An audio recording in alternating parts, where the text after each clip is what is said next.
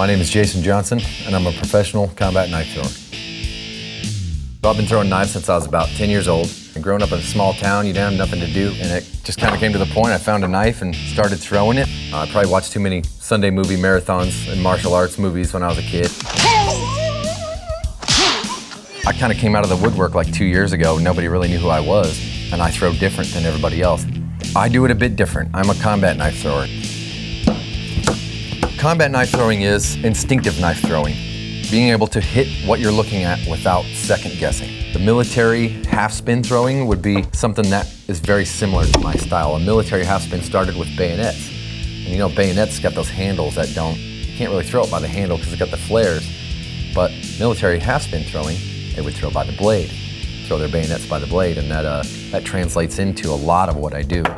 So these are a lot of my favorite types of knives that I throw. You know, this is a Bullseye Blades Trapper, a real cool knife for rotational throwing. Like I said, it can be thrown any types of way. Some knives we have for no spin throwing. Again, this can be thrown any way with anything that's got a point, you can throw it. This is a 16th century replica of a Shuriken throwing star. I'll teach people to start throwing with something like this because you don't have to worry about how you're throwing it. So let me teach you the body mechanics of how to do it. You don't need to have a special knife. I use some of these knives these are my combat throwing knives, but you don't need them.